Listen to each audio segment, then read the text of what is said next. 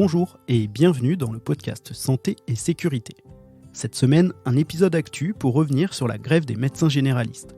J'ai trouvé que cette grève était plutôt mal représentée dans les médias, si bien que dans l'opinion publique, la seule chose qui en ressort, c'est que les médecins font grève pour doubler leurs revenus en demandant une augmentation du prix de leurs consultations de 25 à 50 euros. C'est bien évidemment très réducteur et si les médecins font grève aujourd'hui, c'est surtout pour manifester leur mécontentement et leur lassitude vis-à-vis de la gestion des problématiques actuelles de notre système de santé par notre gouvernement, aussi complexe soit-il. Selon la CARMF, la caisse de retraite des médecins, 36% d'entre eux ont aujourd'hui plus de 60 ans et 20% ont plus de 65 ans. Une étude de 2022 de l'Association nationale des étudiants en médecine en France a montré qu'un étudiant sur deux questionnait son choix d'orientation en médecine générale. Sans compter le nombre de médecins généralistes qui déplaquent, comme ils disent dans leur jargon, c'est-à-dire qui arrêtent leur activité, tant leurs conditions de travail sont de plus en plus difficiles ou suite à un burn-out. Je vais spoiler un de nos prochains sujets, mais en 2023, on glissera notre micro dans la poche de 3 médecins généralistes sur 3 territoires différents et nous les suivrons pendant plusieurs mois afin de renseigner un documentaire sonore sur la qualité de vie au travail de cette profession. Bref, j'ai souhaité faire cet épisode actu pour aborder le sujet de la grève des médecins généralistes sous un autre prisme que celui de la consultation à 50 euros. Et pour cela, je reçois aujourd'hui le docteur Céline Berthier, elle est médecin généraliste en Gironde. Céline est aussi membre actif du collectif No Fake Med qui lutte contre la désinformation en santé. Alors, on n'aura pas le temps d'aborder toutes les revendications et toutes les problématiques soulevées par les médecins généralistes, ça serait beaucoup trop exhaustif, mais nous allons surtout aborder avec Céline la manière dont les médecins pourraient, ne serait-ce que déjà optimiser leur temps de consultation pour des consultations de meilleure qualité et pour, in fine, redonner du temps de consultation aux patients qui en ont vraiment besoin, puisqu'il s'agit là finalement d'une de leurs revendications principales. Je vous souhaite une bonne écoute. Bonjour Céline, alors pour commencer, est-ce que tu peux nous dire quels sont les horaires d'un médecin généraliste à temps plein, entre guillemets, et comment est organisée la journée d'un médecin généraliste, combien de patients vous voyez par jour, etc. Bonjour Sébastien. Alors, donc la journée type, alors c'est très variable, hein, puisque, on est, libéraux, donc vraiment indépendants, chaque médecin s'organise comme il veut, mais grosso modo, il y a quand même des patterns qui reviennent.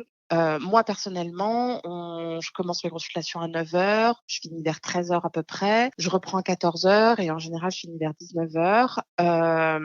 C'est assez, classique et donc ça nous fait du 9 heures, par jour. Si on travaille 5 jours par semaine, voilà, on est à 45 heures par semaine, assez facilement. Donc il y a beaucoup de médecins qui font des gardes en plus. Moi, j'ai de la chance d'être dans un secteur où il y a pas de garde parce qu'on a SOS Médecins qui assure la permanence, des soins, non programmés. On fait quelques gardes en plus sur le volontariat, mais ça va être quelques week-ends par an, c'est pas énorme. Mais dans les secteurs où il y a pas de système de soins, libéraux, privés, ce sont les médecins généralistes qui les font. Donc ils ont des gardes de 20 heures à minuit et les week-ends de 8 heures à minuit, les samedis et le dimanche de 8 heures à minuit et le samedi de, midi à minuit.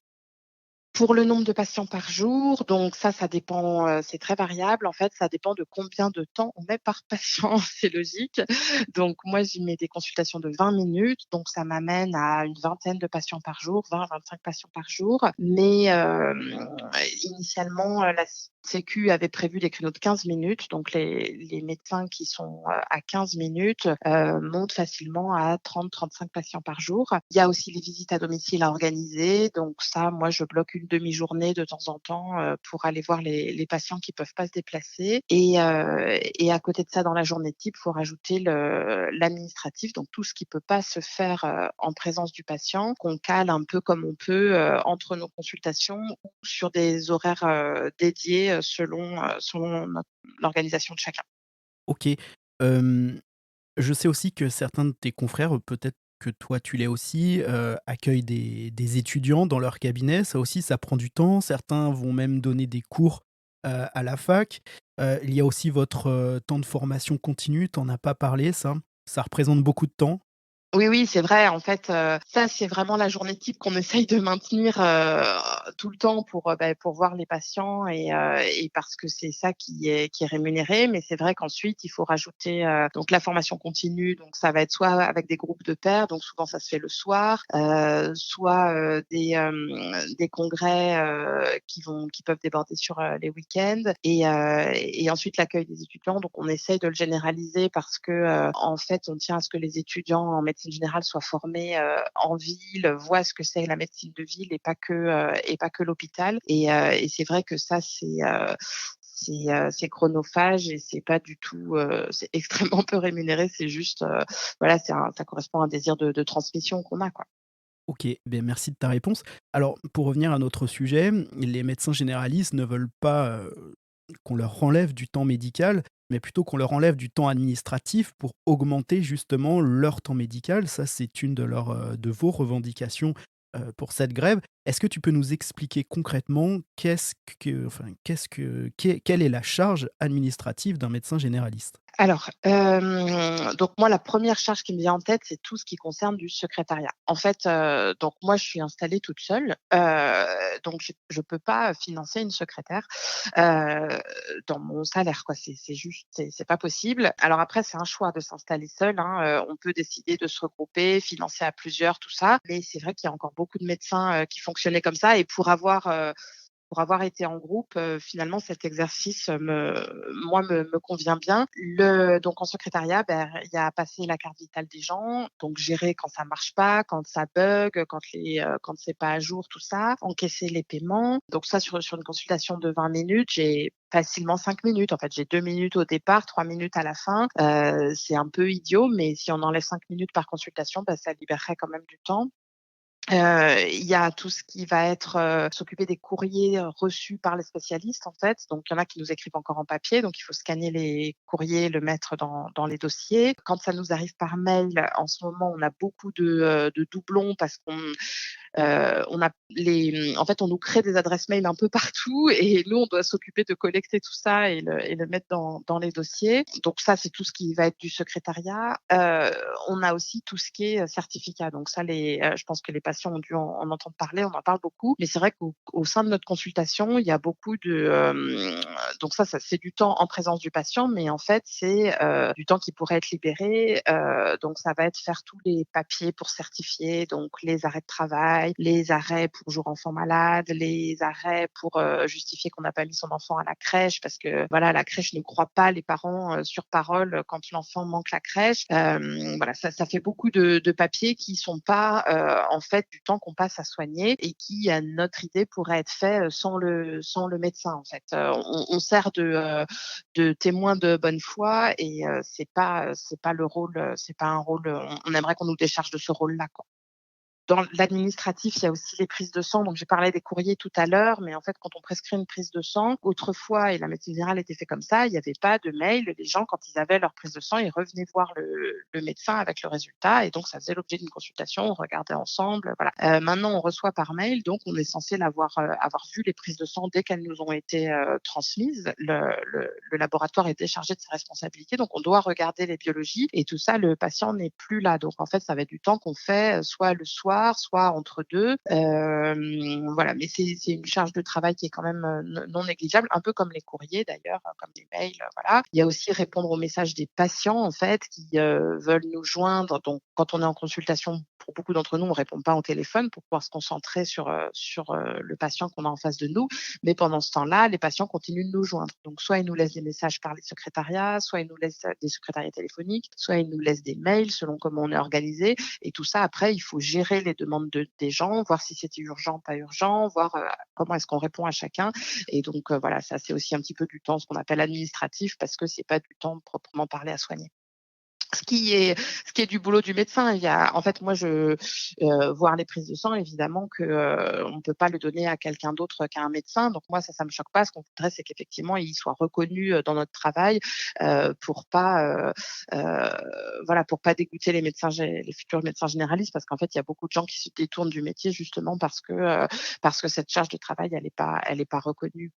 Est-ce que vous êtes amusé à le quantifier, à la quantifier cette charge de travail en termes d'heures à la semaine? Est-ce que tu as une idée Pour être concret, de combien de temps ça représenterait? Moi, quand j'ai, réfléchi à ça, je dirais les biologies des courriers, c'est 30 minutes par jour. Donc ça nous fait 2 heures, voilà, 2 heures, ouais, 30 minutes par jour, ça me semble parlant et je pense que c'est au bas mot. Quand on interroge un peu les autres médecins, il y en a qui ont facilement 1 heure, le soir après le départ des patients, de travail à gérer, sans compter ce qu'on fait entre midi et 2. Tout à l'heure, je t'ai parlé d'une pause d'1 heure. Il y a beaucoup de généralistes qui continuent de travailler pendant qu'ils mangent, le midi. Bon voilà, c'est vrai que ça c'est une enfin voilà, c'est pas, c'est non négligeable et ensuite sur les certificats, ça ce qui est sûr, c'est qu'il y a beaucoup de consultations qui pourraient être évitées, s'il y avait pas ces certificats. Oui, c'est ça, parce que en fait, la problématique aussi, c'est les services d'urgence et notre système de santé et donc les services d'urgence qui sont débordés et on peut même dire saturés. Il semblerait que le passage aux urgences, ce serait 90 de médecine générale et du coup, voilà, les médecins généralistes disent qu'il y aurait du temps à gagner, effectivement, tu en as parlé, en travaillant sur, plusieurs points comme les consultations non honorées, les certificats, médicaux, pas forcément inutiles, mais en tout cas, parfois qui le sont, si on peut le dire, je pense. Les problématiques des visites à domicile aussi et puis, l'éducation à la population. Alors du coup, si tu veux, tu voulais parler de ces problématiques de certificats, médicaux. J'ai lu que les syndicats, souhaitaient, mettre en place une autodéclaration par les patients pour les arrêts de moins de 3 jours, comme ce qui avait été fait pour le covid. Tu as parlé des certificats enfants malades, donc que les employeurs, demandent systématiquement pour justifier, la fameuse journée enfant malade ou que demandent les écoles aussi pour le remboursement de la cantine, voilà et en effet, ces demandes de certificats participeraient, énormément à l'occlusion du système et si elles étaient libérées, permettraient donc, de ce que je comprends, de rendre des créneaux de consultation à des patients qui en auraient, plus besoin. Donc du coup, est-ce que tu peux nous parler de ces problématiques? Ouais, ça ça c'est complètement vrai. C'est-à-dire que moi, j'ai vraiment, au moins, je dirais 2-3 par jour, patients qui viennent parce qu'ils ont pas pu aller travailler, qu'ils ont besoin d'un mot pour leur employeur. Ils savent ce qu'ils ont, ils sont pas inquiets, ils savent que je leur prescrirai pas de médicaments sur des maladies bénignes qui passent toutes seules, mais ils viennent pour ça. Donc, c'est on a beau faire, voilà, on parlait de l'éducation des patients. En fait, ça, c'est vraiment pour moi les médecins qui sont responsables de ça. C'est-à-dire que moi, dans les patients que je suis, quelqu'un qui vient pour une rhinopharyngite, il y a aucun traitement, quoi. Alors je l'explique bien et puis après ils le savent et tout ça et on est tout à fait d'accord sur ça. Ils me demandent pas des antibiotiques, ils me demandent pas, des traitements, des sprays pour le nez, des trucs comme ça. Je leur explique que le lavage du nez, c'est ce qui est le mieux actuellement, qui a le moins de risques et qui est le plus efficace. Voilà, le problème sont les médecins eux-mêmes qui prescrivent en se disant, «Oui, mais si le patient il vient et qu'il repart sans rien, il va avoir l'impression d'être venu pour rien». Non, en fait, quand on rassure, quand on explique, ben, on a fait notre boulot. Donc c'est hérité à la fois un peu d'il y a, des médecins un peu ancienne génération qui mettaient beaucoup de traitements un petit peu, qui enfin voilà, qui étaient promus par l'industrie pharmaceutique, tout ça et qui maintenant sont en désuétude, mais même aussi chez des médecins, actuels qui ont du mal à ne rien prescrire. Donc, en fait, quand on a acquis ça de pas prescrire de choses pour les maladies qui passent toutes seules et ben, il reste des patients qui viennent pour les certificats et en plus, ce qui est vraiment idiot, c'est que les pour ces petites maladies, c'est que du déclaratif. Quelqu'un qui me dit: «J'ai eu la diarrhée toute la nuit», je vais pas aller voir chez lui s'il a bien fait caca mou, quoi, je le crois. Je bon voilà et c'est pareil pour grippe, quelqu'un qui a pris du paracétamol avant de venir, il aura plus de fièvre quand il vient, l'examen clinique est normal, mais je le crois et en fait, là où ce qui la difficulté, c'est qu'actuellement, il faudrait impliquer les employeurs, les entreprises pour qu'ils mettent en place une relation de confiance avec leurs employés comme ça, pour qu'on soit plus là, en tant que témoin de moralité, ce qui est pas notre rôle, quoi. On n'a même pas nous les éléments, on croit les gens, quoi et d'ailleurs les employeurs s'y trompent pas. Quand ils voient des arrêts de travail, ils soupçonnent tout de suite les médecins d'être de complaisance, tout ça, parce qu'en fait, nous, on croit les gens, c'est notre boulot. On est le médecin des patients, donc voilà, quelqu'un qui nous dit qu'il va pas bien, on va pas mettre sa parole en doute. Mais clairement, notre certificat, du coup, il a pas, enfin, il sert juste à faire un papier, quoi. Il a plus de valeur ni dans un sens ni dans l'autre. Et, et ce serait à l'employeur de mettre d'une part une relation de confiance et d'une part des conditions de travail où les gens, ils n'ont pas envie de s'arrêter dès qu'ils peuvent parce que en fait, enfin, ça devrait être enfin voilà, épanouissant ou au moins gratifiant de travailler et que c'est pas le cas, quoi. Et puis ça permettrait de réduire aussi les coûts parce que finalement, ça coûte à chaque fois une consultation. Ah bah ça, j'en parle pas. Je me souviens d'une maman qui était venue me voir elle avait besoin d'un certificat pour la cantine parce que les cantines dans les mairies, comme les gens, s'engagent à mettre leur enfant à la cantine, mais qu'ensuite il faut, régler la cantine, dès qu'ils peuvent, ils le mettent et ils le mettaient pas en disant: «Beh, il a pas mangé tel repas, tel repas, tel repas». Donc en fait, les cantines se retrouvaient avec des déficits, voilà, ils avaient commandé trop, ils étaient pas assez rémunérés. Donc maintenant, quand on met pas son enfant à la cantine, il faut un certificat et donc j'ai une maman qui était venue pour pareil, un enfant, elle savait très bien ce qu'il avait, elle était pas inquiète pour le certificat pour la cantine. Je lui ai demandé le repas, c'était 2,30 €. Donc en fait, la consultation, c'était 30 € et ben voilà, elle faisait payer 30 € à la société, pour pas régler 2,30 € de cantine, quoi. Et ça, c'est encore, voilà, une relation de confiance qui s'établit et où enfin voilà, on nous met au milieu de ça et on n'a pas grand chose à y voir, quoi. OK. Dans vos revendications, vous parlez aussi des consultations, non honorées. Récemment, moi, je suis allé chez mon médecin généraliste et dans la salle d'attente, il y avait une affiche, sur laquelle était inscrit que depuis le 1er janvier 2022, 140 patients n'avaient pas honoré leur rendez-vous. Alors c'est certain que si ces chiffres sont identiques pour tous les médecins, bah, évidemment, ça fait un nombre de consultations perdues, très importantes au préjudice d'autres patients qui, pour le coup, eux n'ont peut-être pas pu avoir de rendez-vous. Est-ce que tu peux réagir sur ce constat?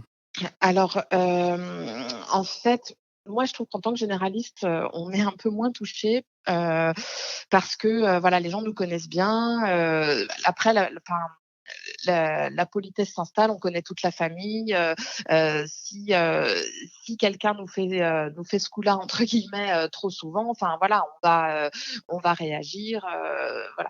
Mmh, bon, j'ai pas trop ce problème quand quelqu'un peut pas venir, souvent je sais que c'est qu'il a une bonne raison, donc je voilà, je me prends pas la tête avec ça. Ça concerne beaucoup plus les premiers rendez-vous. Donc moi, depuis quelques mois, je suis sur Doctolib et tous les gens qui viennent pas sont des gens que je connais pas, en fait, qui prennent, rendez-vous comme ça en ligne et qui, en fait, doivent certainement prendre aussi d'autres et vont au premier disponible. Donc ça, c'est sûr que c'est vraiment, agaçant. Les spécialistes sont beaucoup concernés par ça parce que c'est pareil, les spécialistes, eux, les gens les connaissent pas. Donc en fait, ils prennent, enfin voilà, ils s'en fichent de pas honorer le rendez-vous, c'est pas quelqu'un qu'ils reverront, tout ça, donc c'est su beaucoup je trouve que les spécialistes sont très, très concernés par ça. Une des solutions, ce serait peut-être de faire régler les consultations à l'avance. Bon, ça le problème, c'est que par la sécurité sociale, on n'a pas le droit de faire ça, on a le droit de faire régler qu'un acte qui a été réellement effectué. J'ai pas de solution à ça. Pour l'instant, nous, on est tellement débordés que honnêtement, quand un patient vient pas, ça me laisse le temps de justement voir les biologies et tout ça, je me prends pas la tête avec ça. Mais voilà, je sais qu'il y en a qui deviennent un peu fous avec ça et je le comprends, quoi. OK.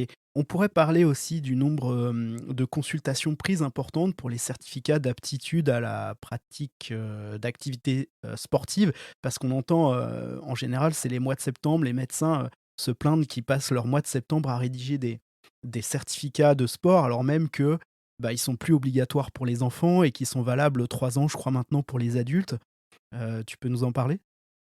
Oui, alors, en fait, moi, ce que je constatais beaucoup, donc les enfants, il était grosso modo recommandé de les voir une fois par an. Heu, donc en fait, c'est juste que du coup, c'était mal réparti, en fait. C'est-à-dire que les gens venaient pour la consultation de suivi de l'enfant tous au mois de septembre, heu et à la fin de la consultation, on faisait le certificat pour le sport, voilà. C'était jamais des consultations inutiles. Moi, j'ai jamais, trouvé, enfin, d'ailleurs, c'était censé quand les gens venaient vraiment que pour ça, alors qu'on avait vu, la personne avant, bien de façon complète, exhaustive et tout ça, normalement, on doit pas faire, rembourser la consultation. En vrai, moi, c'est toujours des consultations qui finalement au niveau médical étaient intéressantes. On regarde, s'il y a pas de scoliose, on vérifie la croissance, on refait un point sur l'hygiène de vie. Voilà, donc c'était des consultations de prévention. Le problème, c'est que ça touchait pas le bon public, c'est-à-dire que les gens qui viennent faire ces consultations, pour le sport ou de prévention sont déjà des gens qui font attention à leur santé et qui ont les moyens de se payer un club de sport. Donc en fait, c'était pas une façon, intéressante de diminuer les inégalités en santé. Donc voilà, c'est très bien que ça disparaisse et effectivement, ça ne servait d'un point de vue médical strictement à rien. C'est-à-dire que, il y a très peu de contre-indications médicales à la pratique du sport, même, les, enfants qui ont des pathologies cardiaques, les grands asthmatiques, enfin voilà, ou les pathologies, locomotrices, ne sont pas des contre-indications et au contraire, il faut faire du sport, tant qu'on peut et comme on peut. Donc clairement, au niveau médical, c'était un peu idiot et l'autre chose qu'on sait, c'est que, par exemple, des grands sportifs qui sont très, très, très suivis, n'empêchent pas d'avoir des, morts subites sur le terrain de foot, devant les caméras de télé. Enfin voilà, c'est pas, en fait, les vrais accidents graves sont, assez difficilement prédictibles. Donc se faire suivre, oui, avoir une bonne hygiène de vie, oui, faire un certificat pour le sport tous les ans, non, clairement, c'était idiot et en plus, on a du mal à s'en débarrasser parce qu'en fait, autant les grandes fédérations suivent la loi et ne demandent maintenant plus qu'un certificat tous les 3 ans et tout, autant les petits clubs, toujours pareil, veulent se protéger, veulent quelqu'un qui va mettre un tampon et une signature et donc là, le plus de certificats que je rédige actuellement, c'est, gymnastique volontaire, de la mairie voilà, d'un petit village, où il y a beaucoup de personnes âgées, voilà et ça, c'est vrai que c'est un petit peu casse-pied. Ceci dit, les gens sont pareils, ils ne viennent pas que pour ça. En fait, ils viennent, ils attendent un renouvellement de traitement, voilà et donc c'est jamais en clair, c'est jamais des consultations inutiles, mais ça nous fait faire, nous, un papier en plus à la fin de la consultation, et ça nous rajoute encore enfin voilà, de paperasse administrative qui n'est pas du soin, quoi. OK. Abordons maintenant les visites à domicile. Alors moi, ce que j'ai compris, c'est que, les patients sont plutôt demandeurs de ces visites à domicile, sauf qu'une visite à domicile, c'est entre 45 minutes et 1 heure en général pour un médecin, corrige-moi si je me trompe, et que donc pour un patient vu à domicile, de ce que tu nous as expliqué, ça veut dire que vous envoyez peut-être 3 au cabinet. Et que du coup, là encore, agir sur ce levier, ça permettrait de vous libérer du temps et de voir, plus de patients. Mais à la fois, il y a quand même certains patients qui peuvent pas faire autrement que de bénéficier de ces visites à domicile. Donc du coup, où est la solution pour, pour cette problématique? Alors, en fait, il y a 2 types de visites qui sont très différentes les unes des autres. Il y a, les visites, en urgence et les visites, programmées. Les visites en urgence, clairement, c'est, en fait, donc nous au cabinet, on peut pas les assurer parce que, on fixe des rendez-vous à l'avance aux patients, donc en fait, on est au cabinet. Donc on a, voilà, tout notre planning qui est plein. On peut pas, quitter le cabinet pour aller, quelques rues plus loin voir l'urgence, du entre guillemets du patient. L'autre chose, c'est qu'en fait, les urgences, réellement, graves où on ne peut pas sortir de chez soi, ce sont des urgences où, il va falloir une prise de sang, va falloir une radio, il y aura une prise en charge derrière. C'est pas nous, généralistes, avec nos petites mains et notre sacoche où on va, sauver la vie du patient, voire même au contraire, souvent c'est une perte de chance. Il vaut mieux, aller le plus vite possible à l'hôpital, appeler le 15, voilà donc pour moi, vraiment, à mon sens, les vraies urgences, le généraliste, c'est plus une enfin, voilà, ça doit pas faire partie de notre prise en charge. Hem, Après, il y a beaucoup enfin, voilà, d'urgences qui sont en fait, alors c'est un peu péjoratif de dire ça, mais c'est du confort. C'est-à-dire, c'est quelqu'un qui, a 39 de fièvre et qui, se sent pas capable de sortir chez lui. En fait, prend un Doliprane, on attend un peu, on prend une douche et puis en fait 2-3 heures après, ça va mieux, quoi. Donc il y a beaucoup, enfin voilà, il y a beaucoup de consultations que j'ai fait autrefois ça fait 15 ans que je suis généraliste et il y a encore 15 ans, on faisait des visites à domicile pour grippe. On peut plus voir les gens à domicile pour grippe, c'est pas possible, on n'est pas assez nombreux. Et en plus, à mon sens, on fait de la moins bonne médecine au domicile des gens. On n'a pas notre ordinateur, on n'a pas nos outils, il y a une moins bonne lumière, les gens, on n'a pas notre table d'examen. Enfin voilà, c'est pas, c'est quelque chose qui est amené à disparaître, mais c'est vrai que les gens y étaient très attachés. C'était presque un signe, «Oh ben j'étais tellement malade, j'ai dû faire venir le médecin», quoi. C'était vraiment: «Ah, il m'est arrivé quelque chose de grave». Je vous assure, c'était assez terrible, enfin voilà, c'était un peu déprimant, quoi. Hem, donc il y a ça et hem, donc ça, bon, je pense que c'est pour le volet urgence qui a évolué. Alors ensuite, il y a pour les pathologies, chroniques, donc les gens, grabataires. Donc en fait, moi, j'assure les visites à domicile pour les gens grabataires, c'est-à-dire que les gens qui, restent en position couchée. En fait, il y a des gens qui peuvent plus, qui peuvent pas se lever, soit parce qu'ils sont en fin de vie, soit parce qu'ils ont, des pathologies, très importantes qui font qu'ils sont alités. Hem, pour tout le reste, et ben, en fait, mon opinion à moi, mon avis, c'est qu'il faut solliciter les familles, en fait, et ça, c'est assez terrible, mais en fait, nous, on peut plus, se déplacer pour tous les gens pour les personnes âgées qui marchent plus.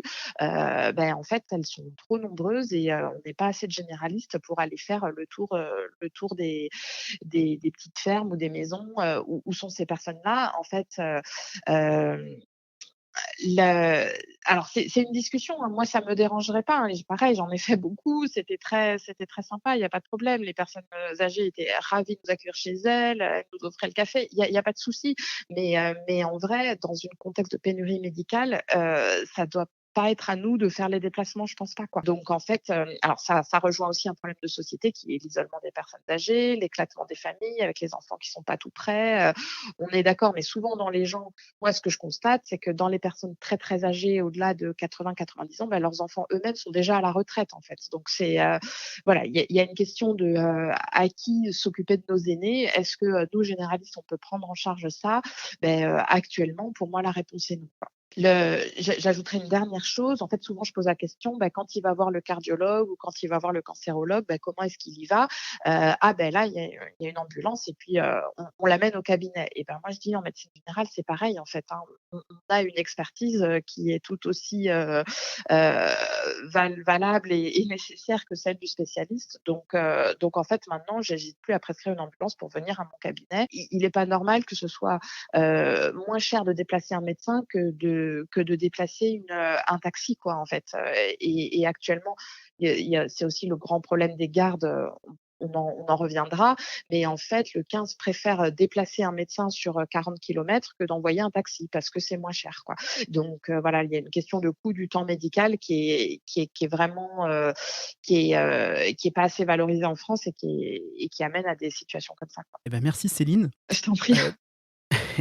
Heu, on a évoqué un petit peu déjà, tu l'as évoqué toi, l'éducation des patients. Donc on est d'accord, c'est le travail du médecin, tu l'as dit. Mais, effectivement, il semblerait qu'il y ait aussi là du temps à gagner sur l'éducation des patients et des patients qui vont venir consulter pour «pas grand-chose» entre guillemets. Hem, Qu'est-ce qui freine la mise en place aujourd'hui d'une politique d'éducation et de la prévention? Parce qu'elle semble demandée par tout le monde, mais elle n'est pas mise en place. Pourquoi? En fait, moi, c'est un peu, je suis pas trop d'accord avec comment dire? Alors, ce qui est sûr, c'est que, les, politiques de santé sont pas toujours aidantes. Par exemple, sur l'AVC, elles vont dire, elles essayent d'informer les gens, les premiers signes, vous avez, la bouche de travers, vous n'arrivez plus à parler. C'est parfois mal reçu, voire ça sert à augmenter l'inquiétude et on a des gens qui arrivent qui, pour, un symptôme un peu minime se disent: «Est-ce que c'est pas un AVC?» Voilà. C'est un peu, moi ça me semble compliqué. On peut pas demander aux gens, d'être médecin à la place du médecin. Voilà, je suis pas, enfin voilà, c'est quelque chose qui moi me parle pas.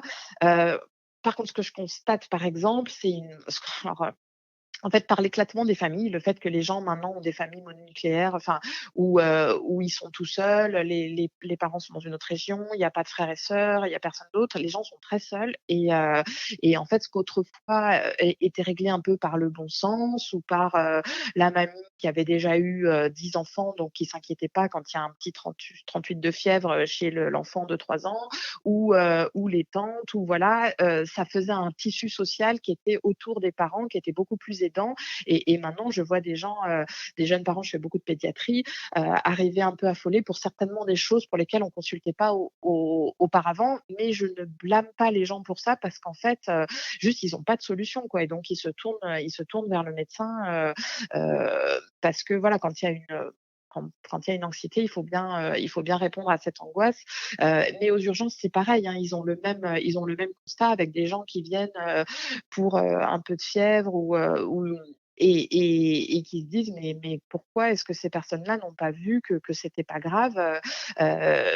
Je sais pas, c'est compliqué. Moi, je vois pas bien comment est-ce qu'on pourrait, à quel niveau si déjà on apprenait par exemple les gestes de secours à tout le monde, ça me semblerait plus utile que savoir quoi faire en cas de fièvre. Heu voilà, je sais pas comment dire, je pense qu'il y a des choses qui sont plus faciles à enseigner que les conduites à tenir en cas de maladie.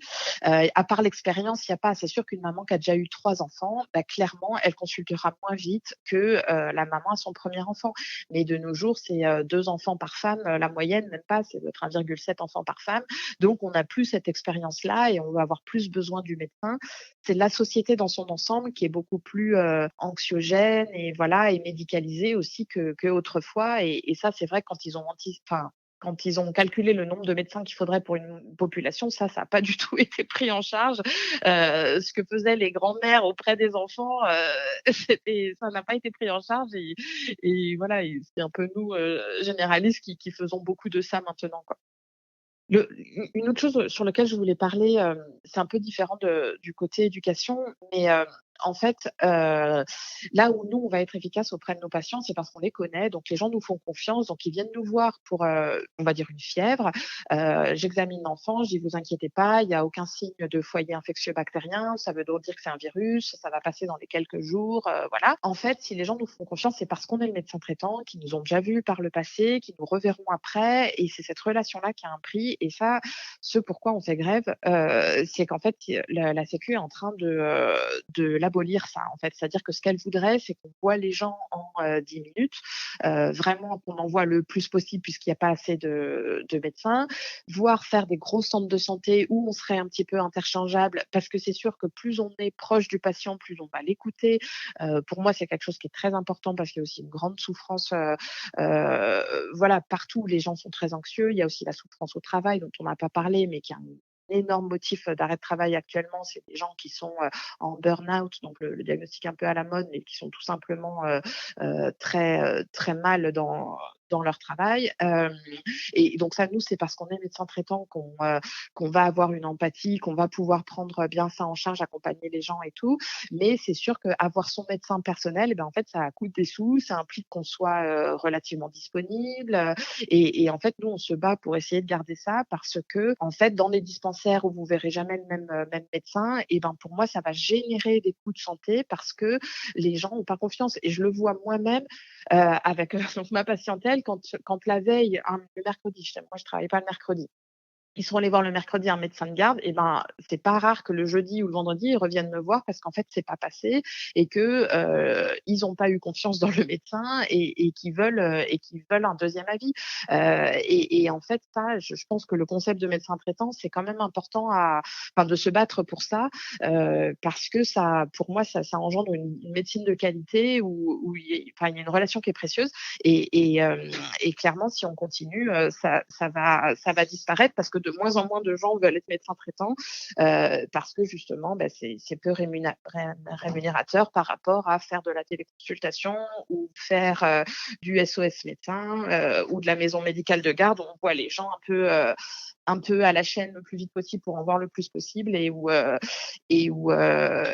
revoit pas les gens après, quoi. Alors, Céline, il fallait que j'aborde la problématique des IPA, les infirmiers en pratique avancée. Alors, petit spoiler, on fera prochainement un épisode de podcast dédié aux infirmiers en pratique avancée. Mais est-ce que tu peux nous expliquer en attendant très rapidement ce que sont les IPA et pourquoi les médecins redoutent tant que les IPA puissent prescrire? Alors, je précise qu'il s'agit d'une des revendications de certains mouvements, et je dis certains parce que la communauté des médecins généralistes semble plutôt divisée sur ce sujet. Oui, complètement. Alors pour moi, c'est un non-sujet. Les infirmiers de pratique avancée, c'est vraiment encore mineur en France. Je crois qu'il y en a une quarantaine qui exercent. C'est vraiment s'emballer pour rien. Il y a aucun problème. C'est des infirmiers qui font une qualification supplémentaire. Euh, donc souvent, c'est dans des domaines très précis. Par exemple, ça va être le sevrage le sevrage en tabacologie, ça va être des infirmiers en psychiatrie qui vont pouvoir faire du suivi un petit peu plus poussé. Ça peut être en diabétologie, mais ça reste sur des domaines assez ciblés. Donc en aucun cas ce sera des médecins généralistes like. Pour moi c'est vraiment, enfin voilà, beaucoup de bruit pour rien. C'est super que les infirmiers puissent monter en spécialisation, en compétences s'ils le souhaitent. Moi, je les encourage. Je pense que pour eux, ça sera super intéressant. Pour les patients, c'est tout bénef aussi parce que ça ne veut pas dire qu'ils auront plus de médecin traitant à côté, mais ils auront le double discours, quoi, et du médecin traitant et de l'infirmier. Donc, c'est toujours intéressant de varier les points de vue. Et ensuite, d'une manière générale, ça augmente l'offre en soins primaires. Et en fait, ce qu'on sait, c'est que plus les soins primaires sont forts dans un pays, plus l'état de santé de la population est bon. C'est-à-dire que plus on est en premier recours à pouvoir répondre, à être proche des gens, plus on va pouvoir dépister les maladies tôt, les soigner mieux. Il vaut mieux avoir un bon réseau de soins primaires que des spécialistes ultra pointus, voilà, qui font bien effectivement dans les colloques scientifiques, mais en vrai, ce qui fait la différence sur l'état de santé d'une population, c'est les soins primaires, quoi. Donc, bienvenue aux infirmiers de pratique avancée. On les espère nombreux à nos côtés. Mais effectivement, c'est pas le discours, enfin voilà, parce qu'ils vont être, ils vont être rémunérés, ce qui est tout à fait normal. Et c'est vrai que certains généralistes sont tellement, un peu, écœurés du métier que je pense que ça les stresse de voir partir cette partie du travail. Après hem, ce qui est une réalité, c'est que si les consultations, on va dire, relativement simples, par exemple le diabète bien équilibré, l'hypertension bien équilibrée sont prises en charge maintenant par les infirmiers. Il va nous rester à nous que les consultations complexes. Et donc c'est vrai que avec un tarif à 25 €, une consultation complexe, c'est un peu, heu, voilà, en agacer certains. Mais en vrai, voilà, ça va pas, ça va pas nous menacer directement, quoi. Donc voilà. Pour moi, c'est un non-sujet. OK, bah, très bien, merci, merci encore Céline. Allez, dernière question, je vais pas revenir sur le passage de la consultation à 50 €, on l'a entendu et re-entendu et cetera. Cependant, je voulais revenir sur la tarification de vos actes, pardon, parce que on n'y comprend pas grand-chose, nous, le grand public. Alors moi, si j'ai bien compris, lors d'une consultation, vous facturez le tarif de la consultation de base, mais aussi les actes que vous pourriez réaliser, les actes médicaux que vous pourriez réaliser. Et le problème, c'est que peu d'actes, associés ensemble peuvent être facturés aux patients. Et quand c'est le cas, de ce que j'ai compris, hein, tu me corriges encore une fois, c'est que si vous réalisez par exemple 3 actes, le premier sera facturé au patient à 100, le deuxième ne le sera qu'à 50, et le troisième, le quatrième, le cinquième, plus s'il y en a, seront réalisés gratuitement. Et donc, les médecins demandent la réforme de ce système. Est-ce que tu peux nous expliquer, à nous qui n'y comprenons rien, comment fonctionne la tarification du médecin généraliste? Donc oui, c'est ça, tu as raison, on facture les actes selon un mode dégressif. Après, en médecine générale, la grosse majorité de notre acte, c'est, diagnostic et consultation simple.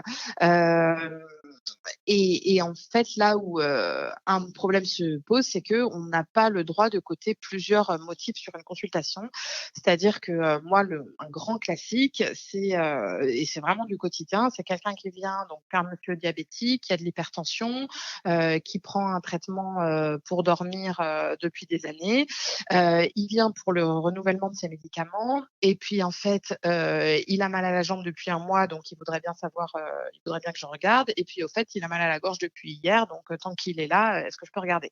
Et en fait, ça, hem, on ne peut pas actuellement, le coter, le facturer. En fait, on va faire 3 actes diagnostiques, c'est-à-dire un renouvellement, alors sans parler des 3 pathologies différentes, le diabète, l'hypertension, les troubles du sommeil, ça déjà, il y aurait 3 pathologies, mais ça, dans le renouvellement, on n'en facturera qu'une, c'est comme ça depuis toujours. Mais par contre, on peut pas facturer le diagnostic sur la jambe, mais on peut pas facturer le mal de gorge.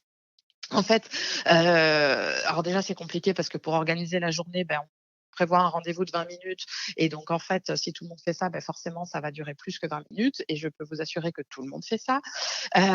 Et ensuite, donc il y a une question de reconnaissance de l'acte intellectuel de diagnostic et de traitement.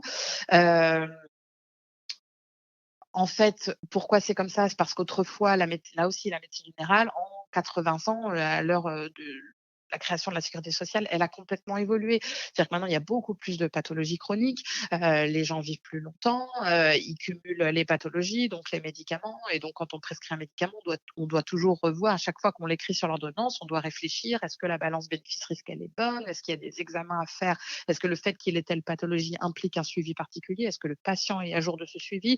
Donc ouais, il y a toute une démarche derrière qui autrefois, alors il y avait moins de maladies chroniques, il y avait, les gens allaient volontiers se faire suivre à l'époque quand il y avait pléthore de médecins, par les spécialistes et donc c'était les cardiologues qui suivaient toute l'hypertension, c'était, voilà donc ça, on est content, ça change parce que c'était pas toujours, c'était, même pas nécessaire mais en vrai, nous ça nous rajoute du travail et et puis en fait maintenant, comme les gens toujours pareil, on court tous après le temps, donc les gens n'ont pas le temps d'aller voir le médecin, ils prennent pas le temps et donc ils gardent et quand ils viennent, ils nous déballent tout ce qui va pas et quand on dit: «Bah non, pour ça, faudra revenir», là, les gens nous regardent comme si on était les pires, les pires commerçants du monde intéressés juste par l'argent, quoi donc c'est un peu, voilà, ça, c'est un peu désagréable.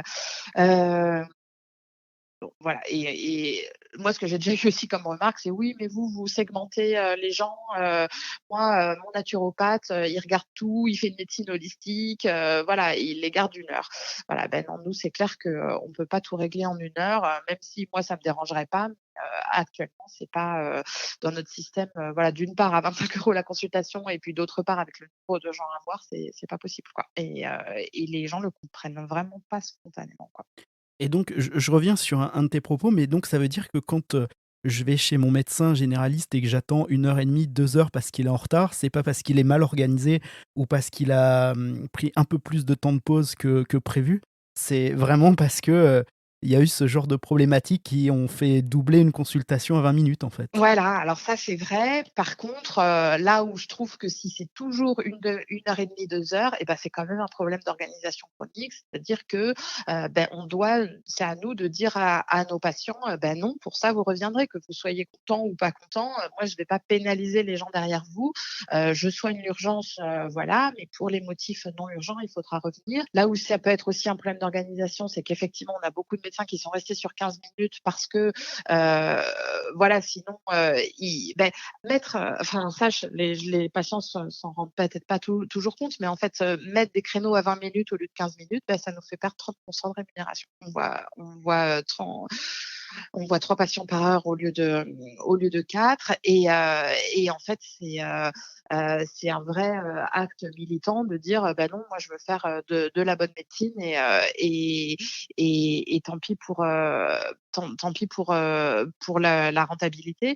Heu, mais c'est vrai que les patients sont pas du tout, reconnaissants de ça. Moi, j'ai jamais un patient qui m'a dit: «Ah merci de mettre à 20 minutes». et au contraire, ils viennent en ayant toujours plus de raisons et en disant: «Ah bah, moi quand je viens, c'est pas pour rien» ou «Je vais pas vous déranger pour ça». Beh, en fait, des fois, on aimerait dire: «Beh, si quoi, si vous avez un petit motif, de temps en temps, venez pour ça parce que nous, ça nous permet d'équilibrer notre journée» et voilà. Mais c'est compliqué parce que c'est un peu, tabou de parler d'argent, de parler de rémunération. On on est censé faire, ce métier, pour la vocation, donc effectivement, moi j'adore ce métier, il y a pas de souci. Mais à force de compter sur la vocation des médecins, ben, en fait, on a des médecins qui arrêtent quoi et qui, pour pas faire ça, se tournent vers, tous les exercices particuliers qui existent. Donc ça va être acupuncture, médecine du sport, médecine esthétique, enfin voilà, tout ce qui sera pas de la médecine générale, qui partent vers la médecine salariée aussi. Comme il y a du travail, pour tout le monde, qu'il y a pas assez de médecins, bah, on a vraiment le choix du mode d'exercice, quoi et c'est vrai que, voilà, pour les gens qui nous écoutent, si vous avez du mal à trouver un généraliste, bah, c'est entre autres pour ça, quoi. Eh bien, merci Céline. Merci de nous avoir donné un peu de ton temps pour nous aider à mieux comprendre ce sujet. L'objectif de cette interview pour moi, c'était de montrer surtout que vous vous battez pour un meilleur système de santé, plus efficace, pour notre santé à nous aussi, et que simplement de manière égocentrée pour vos revenus, quoi. Et puis il est clair aussi que vos conditions de travail, eh bien, elles influencent les conditions de travail des personnels hospitaliers. L'inverse est vrai aussi d'ailleurs, je pense. Et que ce soit les médecins hospitaliers, les médecins libéraux, nous les patients, bah, finalement, on est tous dans le même bateau quand il s'agit de santé, quoi. Ouais, tout à fait.